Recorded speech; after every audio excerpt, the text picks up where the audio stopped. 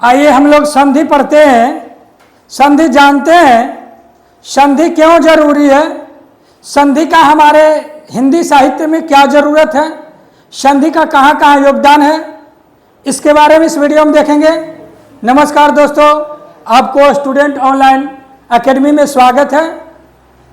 आज उस टॉपिक की बात हो रही है जो साहित्य रचना के लिए संधि की बहुत ही बेहद जरूरी होती है।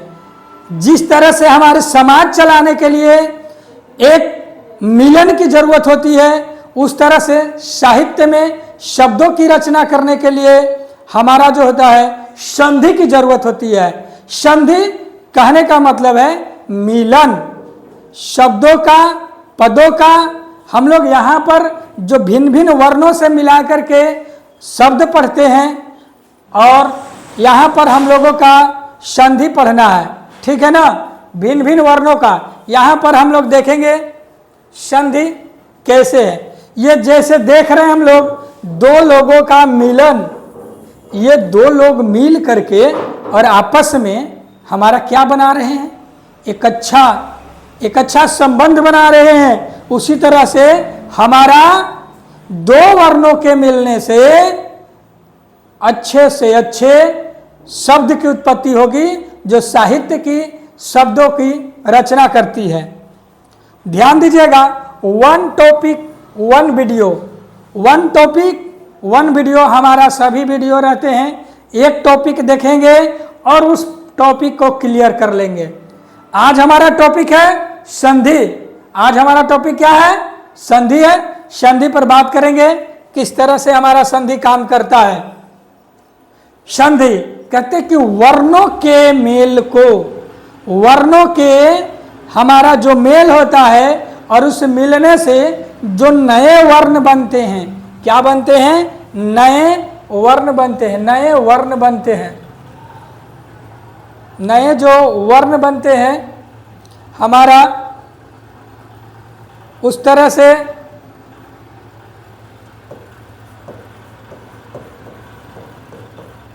नए वर्ण बनते हैं, उसी को हम लोग क्या कहते हैं, संधि कहते हैं। ध्यान दीजिएगा,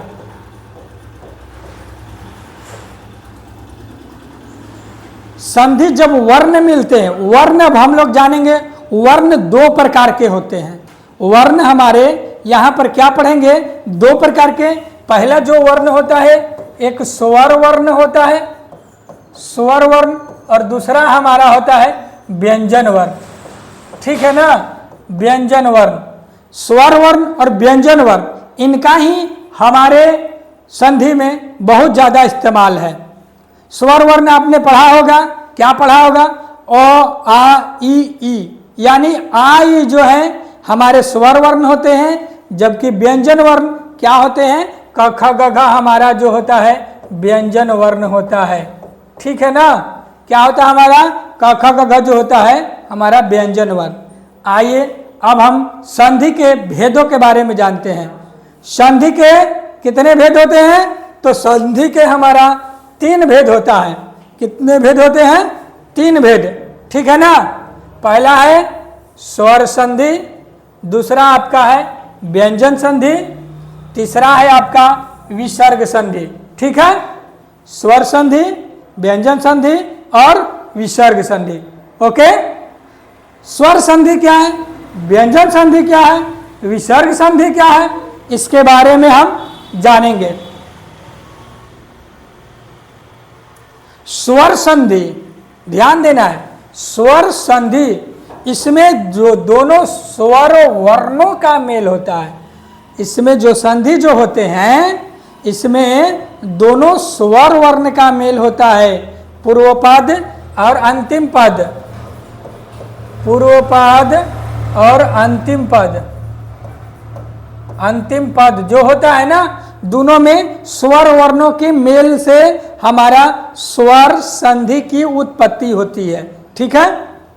व्यंजन क्या कहता है कि व्यंजन में जो होता है ना, पहचानने का जो यह नियम है कि जब हमारा कोई संधि रूप है, संधि का कोई शब्द है, उसमें वर्ग का, व्यंजन वर्ग कितने हैं, हम लोगों ने पढ़ा है व्यंजन वर्ग, व्यंजन वर्ग कितने हैं? 5 हैं। जानते हैं? नहीं? तो पहला है क से क वर्ग, च से च वर्ग, ट से ट वर्ग, त से त वर्ग और प से प वर्ग। ठीक है, यही हमारे व्यंजन वर्ग 5 हैं। ठीक है, क वर्ग में हमारे क ख ग घ अंग आता है, च वर्ग में च छ ज झ इ आता है, ट ठ ड ढ, ट वर्ग में त थ द ध, प वर्ग में प फ ब भ म आता है। इस तरह से हमारे व्यंजन के 5 वर्ग में यहाँ पर बांटा गया है। और यही वर्ग का कहता है कि वर्ग का तीसरा या पांचवा। तो क वर्ग का तीसरा क्या होगा? आप पढ़िए, क ख ग, तीसरा क्या होगा? ग। पांचवा क्या होगा? क ख ग घ अंग। ठीक है, पांचवा क्या होगा? अंग होगा। यानी क वर्ग का तीसरा ग, पांचवा अंग, च वर्ग का तीसरा ज, पांचवा इय, ट वर्ग का तीसरा ड, पांचवा टवर्गीना होगा, त वर्ग का तीसरा द होगा, पांचवा दंतीना होगा, प वर्ग का तीसरा ब होगा और पांचवा वर्ण म होगा। ठीक है, आपको समझ में आया तीसरा और पांचवा क्या है? और यही तीसरा या पांचवा यदि आधा रहेगा, क्या रहेगा? आधा रहेगा, तो हम लोग क्या जानेंगे? व्यंजन संधि है। तीसरे या पांचवा होना चाहिए, दूसरा आधार आने से नहीं होगा। ठीक है ना? अब विसर्ग संधि, तीसरा हमारा है विसर्ग संधि। ध्यान दीजिएगा, र, तलाबे स, दंती स, मूर्धनी स, दंती स है, मूर्धनी स है, तलाबे स, हमारा तीनों स जो है ना वो आधा होना चाहिए या आधा र होना चाहिए, या तो फिर ओ होना चाहिए। ये कहाँ होगा? जो हमारा एक शब्द रहेगा ना, एक शब्द रहेंगे, उस शब्द में मिलेंगे आधा र, आधा तलाबे स, आधा दंती स, आधा मूर्धनी स, ये रहेंगे। तो हम निधड़क के क्या कौन सा संधि चुनेंगे? विसर्ग संधि। ठीक है, अभी आपने सीखा, आगे देखते हैं। एक नोट्स की बातें हैं कि स्वर संधि, स्वर, व्यंजन और विसर्ग, ध्यान देना है। इसमें 2 खंड या 2 से अधिक भी खंड होते हैं, ध्यान देना है। व्यंजन में क्या होता है और विसर्ग में क्या होता है, दोनों के लिए एक ही नियम है। जो अंतिम शब्द टूटता है ना, जो अंतिम शब्द टूटता है वह जो है उसका शाब्दिक अर्थ स्पष्ट निकल जाता है, इसका अर्थ स्पष्ट निकल जाता है, अर्थ जो है पूर्ण रूप से अर्थ स्पष्ट हो जाता है। तो अर्थ जब पूर्ण स्पष्ट होता है तो हम लोग क्या जानते हैं कि व्यंजन होगा और क्या होगा? विसर्ग होगा। अंतिम वाले जो शब्द हैं उसका अर्थ बिल्कुल निकल जाना चाहिए, निकल जाएगा तो हमारा व्यंजन होगा, विसर्ग होगा। इसमें बगैर कुछ जोड़े हुए, ठीक ना, बगैर कुछ जोड़ना है। और इसका खंड जैसे ही करेंगे, 2 भाग में खंड जैसे ही करेंगे तो अंतिम का क्या निकल जाएगा? अर्थ निकल जाएगा। इसमें भी अर्थ निकल जाएगा। अर्थ यदि नहीं निकलता है तो हमारा कौन सा शब्द होगा? स्वर संधि का शब्द होगा। और अर्थ निकल जाता है तो हमारा क्या होगा? व्यंजन संधि या विसर्ग संधि होगा। यही चीज यहाँ पर लिखल है कि व्यंजन विसर्ग संधि को विच्छेद करते हैं तो अंतिम भाग पूर्ण अर्थ स्पष्ट कर देता है। पूर्ण रूप से ये वाला भाग जो है पूर्ण रूप से अर्थ स्पष्ट कर देता है। किसमें? व्यंजन में और विसर्ग में। स्वर संधि क्या कहता है? स्वर संधि के पहले पद में, अंत में, पहले पद के अंत में यहाँ भी कोई स्वर जोड़ना होगा और इसके अंत वाले के पहले भी स्वर जोड़ना होगा। यहाँ भी कोई स्वर वर्ण होगा और यहाँ भी कोई स्वर वर्ण होगा। दोनों स्वर वर्णों के मिलने से नया जो है स्वर वर्ण बनेगा। ठीक है ना, नया स्वर वर्ण बनेगा, यही हमारा स्वर संधि होगा। अब आइए चिन्हने का प्रयास करते हैं आगे। ध्यान दीजिएगा, स्वर संधि के हमारे 5 भेद बताए गए हैं। स्वर संधि के भी कितने भेद हैं? 5 भेद हैं। कौन कौन है? दीर्घ स्वर संधि, गुण स्वर संधि, वृद्धि स्वर संधि, यन स्वर संधि, अयादि स्वर संधि। ध्यान देना है। तो दीर्घ में कौन कौन से वर्ण आते हैं? ठीक, दीर्घ में कौन कौन से वर्ण आते हैं? आ, दीर्घाय, दीर्घाव। ठीक है। अब गुण में क्या है? ए और ओ। एक छोटा सा याद करना है हमको कि जब कोई आदमी जन्म लेता है तो सबसे पहले बाया होगा और बड़ा होगा, तो उसमें क्या होगा? गुण आएगी। क्या आएगा? गुण। और जैसे ही आप में गुण आएगी तो आप वृद्धि करना शुरू करिएगा, और वृद्धि शुरू करिएगा तो वृद्धि कम और ज्यादा होती है। तो जब कम होगा तो यन स्वर संधि होगा, इसमें न हलंत होता, यानी आधा होगा। लिखा हुआ है इसके पहले संयुक्त व्यंजन य और व के पहले आधा होता है। ठीक है ना। और वृद्धि जब आधा हुआ तो फिर और जाकर के क्या होगा? बड़ा होगा। ठीक है ना, पूर्ण रूप से वृद्धि हो जाएगी। अब ध्यान दीजिएगा, वृद्धि स्वर संधि आए और औ, जब स्वर वर्ण आए और औ टूटता है तो हमारा वृद्धि स्वर संधि होगा। यन में क्या होगा? य और व के पहले आधा होना चाहिए।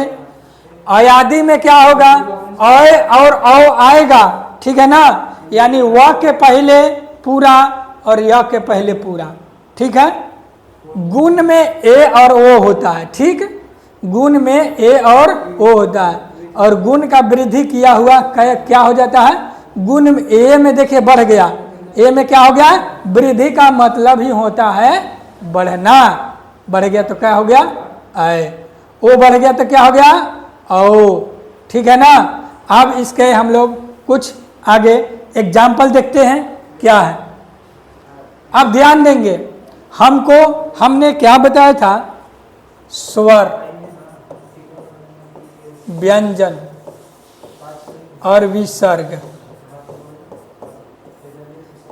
व्यंजन और विसर्ग में ध्यान देना है, व्यंजन में तीसरा या पांचवा आधा होना चाहिए। क्या होना चाहिए? आधा। ठीक ना। विसर्ग में र आधा तलाबे स, दंती स, मूर्धन्य स और ओ, इस तरह से रहता है। तो हमारा क्या होगा? यह हो जाएगा विसर्ग संधि। और स्वर में तो कहना ही नहीं है। अगर ये दोनों नहीं होगा तो हम जान जाएंगे कि कौन सा संधि होगा। तो देखते हैं बाबू, पहले व्यंजन देखते हैं। क्या हमारा शब्द है? दिग्गज। क्या है?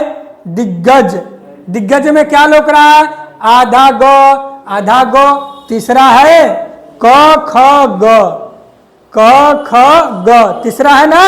तो तीसरा है, तो इस नियम को पालन कर रहा है। और ध्यान देना है, दिग्गज, ध्यान देना है हमारा कि ये जो है दिग्गज में इस ग को हम लोग ग ले लेंगे तो इस ग में ग के बाद में गज बचता है। ठीक है। तो गज का अर्थ निकलेगा ना, तो गज का अर्थ निकलेगा तो हम लोग जान जाएंगे कि आधा ग भी है और अर्थ भी पीछे वाला के पूरा पूरा निकल रहा है। तो हमारा कौन सा संधि हो गया? ये व्यंजन संधि हो गया। चलिए ध्यान देंगे, इसमें आधा आधा है कोई नहीं है तो व्यंजन नहीं होगा। र स ओ है नहीं है, र इसमें आधा है नहीं है। तलाबे स, दंती स, मूर्धन्य स ओ है इसमें नहीं है, नहीं है। तो कौन बच गया हमारा? स्वर। ये भी नहीं हुआ और ये भी नहीं हुआ। अब देखते हैं इसमें क्या है? ओ है। क्या है? ओ। तो ओ हमारा किस में आता है? ओ स्वर में भी आता है और ओ विसर्ग में भी आता है।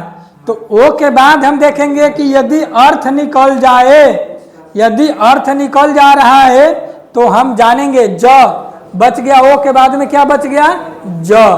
ज मीन्स होता है जन्म लेना या उत्पन्न लेना, ठीक है ना। तो ज का अर्थ निकल जाता है, इसलिए हमारा हो गया कौन सा संधि, विसर्ग संधि हो गया। ये कौन सा संधि हो गया, विसर्ग संधि। इसमें भी देख रहे हैं ओ है, ओ के बाद में क्या है, ज, इसका भी अर्थ निकल जा रहा है, ये भी हो गया है आपका विसर्ग संधि। निश्चय, निश्चय में क्या देख रहे हैं, आधा तालाबे स देख रहे हैं, आधा तालाबे स है ना, आधा तालाबे स से कौन सा संधि हो गया, ये हो गया आपका विसर्ग संधि। यहाँ पर देख रहे हैं निर्माण, निर्माण में आधा र है, आधा र, ध्यान दीजिएगा, बढ़िया से पढ़िएगा, पढ़ते क्या है, नीरमान, पहले र को पढ़ते हैं, यानी र हटाते हैं तो हमारा मान बच जाएगा। मान का अर्थ होता है ना, मान मने मान, सम्मान, प्रतिष्ठा, इज्जत होता है, ठीक है ना। तो इसका भी अर्थ निकल रहा है, और आधा र भी है, तो आधा र है, अब पीछे अर्थ भी निकल रहा है, तो हमारा कौन सा संधि हो गया, विसर्ग संधि हो गया। अब ध्यान देंगे, यहाँ पर क्या है, आधा मूर्धन्य स है, आधा मूर्धन्य स कौन में है, कौन में है, तो विसर्ग में है। आधा मूर्धन्य स किस में है, विसर्ग में है। ये भी हमारा हो जाएगा, क्या हो जाएगा, विसर्ग संधि। अब बताइए यह क्या होगा, इसमें भी आपका क्या है, आधा मूर्धन्य स है, तो ये भी हो गया आपका विसर्ग संधि। अब देखिएगा, इसमें कोई आधा है, आधा नहीं है तो व्यंजन तो होगा नहीं, सबसे पहली बात कि व्यंजन नहीं होगा। विसर्ग में क्या खोजता है, र, तालाबे स, दंती स, मूर्धन्य स, ओ, है इसमें से कोई नहीं है, नहीं है तो हमारा ये भी नहीं हुआ और यह भी नहीं हुआ। कौन सा ऑप्शन बच गया, तो स्वर का ऑप्शन बच गया, इसमें हमारा क्या हो गया, स्वर।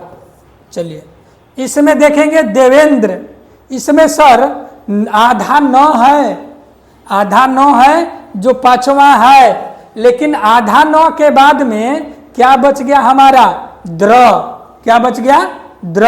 तो क्या द्र का अर्थ निकलता है, अर्थ निकलेगा तबे व्यंजन होगा, अर्थ निकलेगा तबे विसर्ग होगा, अर्थ पीछे वाला के नहीं निकलेगा तो न तो व्यंजन होगा और न ही विसर्ग होगा।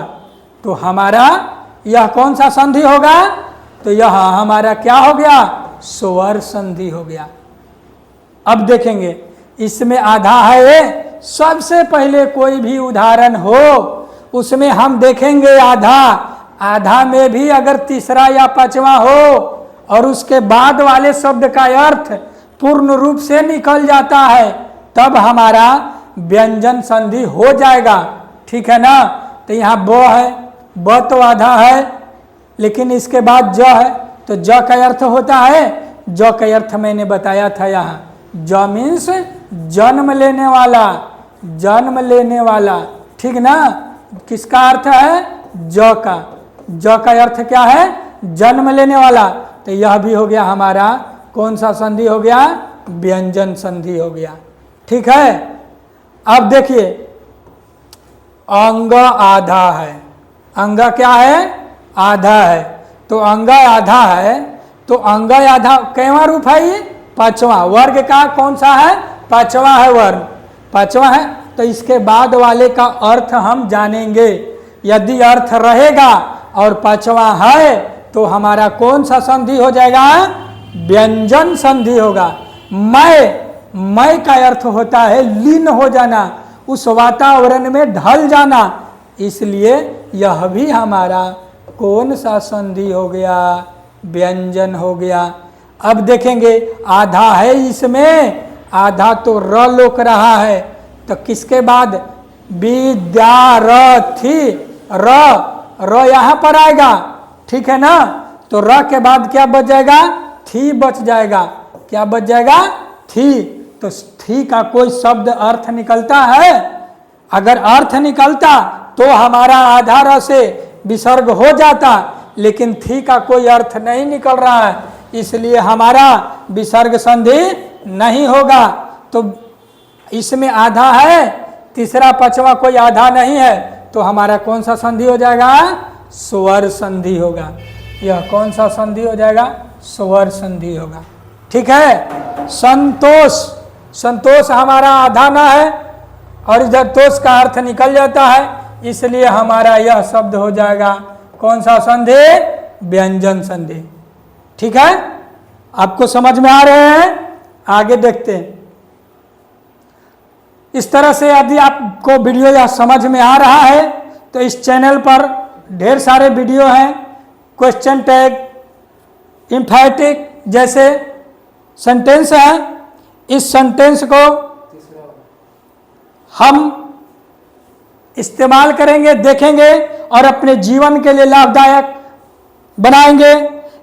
कहा गया है कि काम करो ऐसा कि पहचान बन जाए, काम करो ऐसा पहचान बन जाए, हर कदम ऐसा चलो कि निशान बन जाए, हर कदम ऐसा चले निशान बन जाए।